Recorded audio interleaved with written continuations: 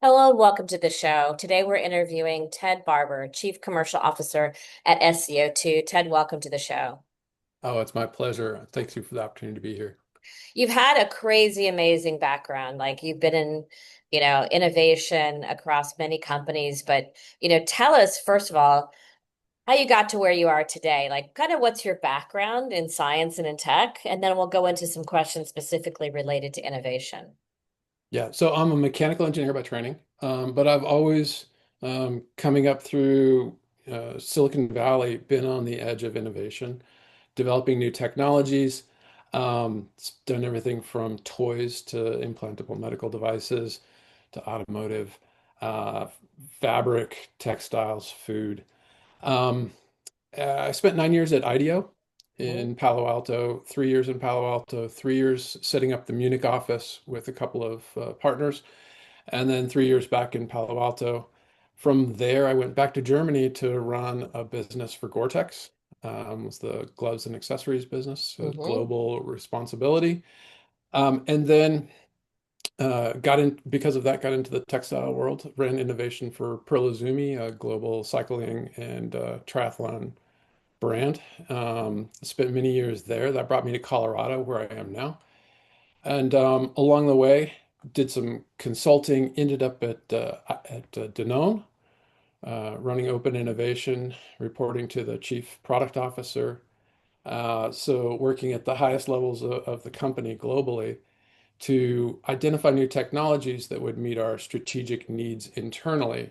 So a lot of time spent with the internal teams understanding what their goals were for consumers, for sustainability, for improving product nutrition, taste, texture, and then looking externally and going to a lot of startup events, going to a lot of investor conferences, working with Mista in San Francisco as an open innovation kind of group of companies coming together to meet new technologies, meet new companies, understand what they're trying to do, understanding the fit between what their goals are and what Danone needs, and then maybe looking for ways to work with the leadership of the startups to shift what they're doing or find ways of applying what they're doing to the needs that we had inside the company. So now in my role at SCO2, it's kind of switched. I'm in the startup Hmm. and I joined this company because the technology is amazing. And I see the opportunities inside of all of the companies that we're talking to that can, um, we can make a big impact on what they're doing. And so helping them understand, training them on what we can do for them so that we can start to come in, do some proof of concept work, do some development work with them, adjust our technology to better meet their needs, and solve a global problem using supercritical CO2. Yeah, it's really interesting. I mean, you've been on all sides of it. So I think it's, fascinating. And again, from, textiles, right? Textiles, then over to food. Like there's a lot going on there. When you were at Danone specifically, you led a bunch of, innovation initiatives. Could you share one that where you found a problem and you brought in a novel technology or process that became successful in Danone? Yeah, so when I started at Danone in 2020, uh, they had absolutely no interest in pursuing anything with biotech. Here's a global leader in dairy and Yeah. plant-based products with one of the best libraries of microorganisms for probiotics, fermentation, but Right. they had absolutely zero interest in pursuing what we would call, alternative ingredients or biotech ingredients. Hmm. Um, and so I kind of brought that it's kind of the state of the art to them and showed them where the industry is going, where the opportunities were for us to create better products. And we walked out of that meeting, the global VP of R&I turned and said, "This is the most important topic for the future." Right. And so being able to open a 27 billion euro company's eyes to the future of biotechnology, and what can be done with it and what the possibilities are, and that it's not just Frankenstein science, Right. was pretty important. Yeah, and that's like you're on the innovation on the front end, but you're also, this champion internally to get other stakeholders on board with these ideas because it's top down and bottom up. So how do you navigate, the budgeting process for early stage innovation, especially when working with startups and technologies that don't have, unlimited cash resources to stay forever working with a company like, but how do you get it budgeted quickly so you can do these, as you talked about before, proof of concepts Well, quickly? first to go back, just 1 second on the first thing. It's Yeah. never an individual. It's always a team effort.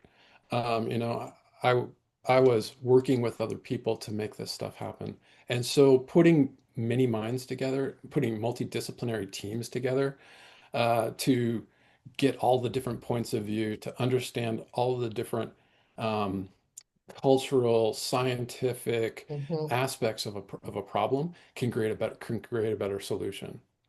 So on the budget side of it, working at the highest level, if you can get people to have a vision for the future, there's often an opportunity for people to say like, okay, I see that in 5, 10 years, we're going to be in a much different place than we are now. And we can't stay the same company that we are now. We have to constantly be evolving.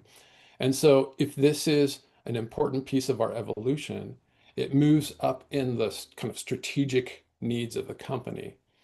And so that's where I see making the case of this is important because we're going to want to be here in the future.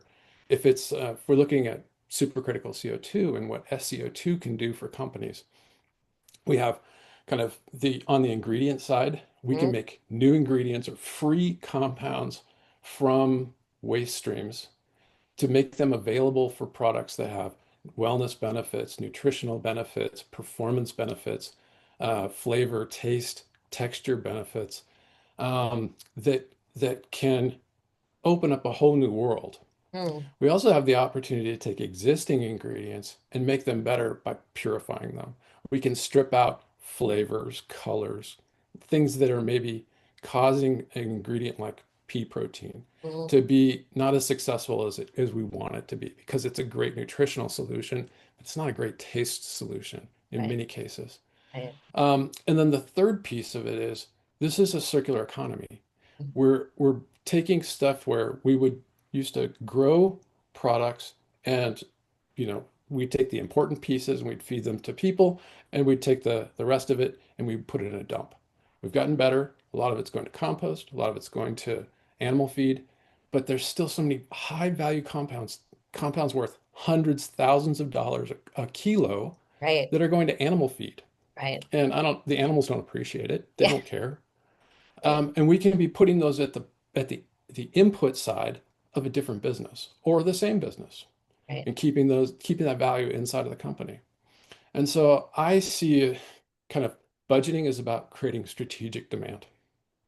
These are things that are going to be companies' futures.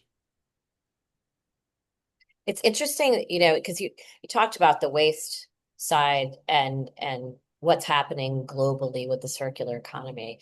We're talking seeds, nuts, grapes, all kinds of proteins that go into not just food Yeah, and ingredients, not just food, but chemicals extractions that go into beauty products yeah, as well and yeah, pharmaceutical yeah, products as well. And as this consumer has changed their mindset to wanting to work with great companies who not only have amazing products, but have more of a circular mentality production wise, right? From a planet perspective and a climate perspective, I feel like it should be on the top of every big manufacturing company's um, agenda at the yeah. C-suite. Um, you know, I had go ahead. just on this real quick. I had a Yeah. great opportunity last week to go spend time with the Fresno Economic Development Corporation. And California is the fourth largest economy in the world. And 50% of all the produce for the US is grown in California. Yeah. Fresno County itself grows 90% of the grapes, table Mm, grapes, hmm and wine grapes. hmm Their second is almonds. Yep. Their third is pistachios, all great products. Yeah. Then tomatoes, Mm, right? Just in those four products grown in Fresno County, we can see uh, a dozen different compounds that are worth hundreds to thousands of dollars a kilo that are in presence in the waste streams hmm above 2 to 3%, right? So for every ton of waste that we can take out of the field and instead of feeding it to a cow or feeding it to back on the farm, we can first pull out all of those valuable compounds and then it actually improves the material for making stuff like biochar. It's taking all the moisture out. It doesn't require as much energy to turn it into char that can be put back on the field and not just sequester, start to sequester that carbon back into the land. Improves drainage, it improves water retention, right. so we don't have less runoff. Right. It creates a better farm. It creates a better ecosystem, and we get the value out of the product. That's not just the kernel of the almond or the paste from the tomato. And you've So got to think these are like revenue. These are like dollar revenue streams also yeah, sitting on the yeah. table that they didn't There's even know were there. there's $1 billion industry in California waiting to be stood up. And the same, once we understand it, in our goal is in one county, build that business Mm, and then replicate it into the neighboring counties and up the Central Valley, into the Salinas Valley, mm. into the Imperial Valley. And then we could take it and the same products that are grown in California are grown in the Mediterranean, Right, right. they're grown in the Middle East. Yep, We can start to um, extend this and not just those four products. right, Every every grown crop that we know of has value. right, The wheat germ that's pulled out of wheat has uh, compounds that are super interesting without having all of the negative drawbacks of the rest of it. right. Again, these revenue streams sitting there. Um, when you're working internally, as you were at Dunn in a big company, kind of escalating a project to senior management and getting funding support. Sounds like you were working at the C-suite already and they were Yeah. involved in those conversations. But what advice would you give for smaller companies trying to get into a big company and understanding kind of the lay of the land of how it levers up to get these approvals internally? What could they expect at least?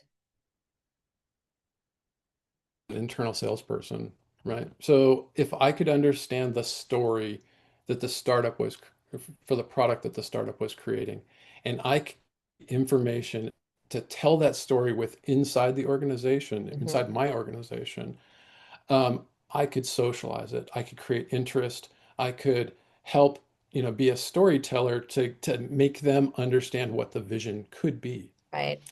Um, what the strategic needs of the companies are, and I'm talking with a startup, I need to be really open about like, hey, we've got this problem with protein. We'd love to have something that tastes better. If you got a solution for that, let me know. Super Or interesting. Yeah. if you've got something that has a higher protein content, so there's less Right. fiber, and we end up with, uh, you know, a formulation Right. that has the right consistency. That's a more possibilities for us. So, understanding from when you're talking with a representative from a big company, what what are you hearing from them and Mm. understand how to so that they can go back and tell that story internally. And then, kind of the final thought is, you've been at these massive companies, right? For your whole Big and career, small. Yeah, big big and and small, small. big and small. But SEO2, you talked about it a little bit at the beginning, but I want to know for the audience that's listening that maybe doesn't know what supercritical O2 actually is or why this is so different. Because I think SEO2, Yeah. supercritical has been around a long time, but why is this so different and why are you so, excited to be in this evolution of O2?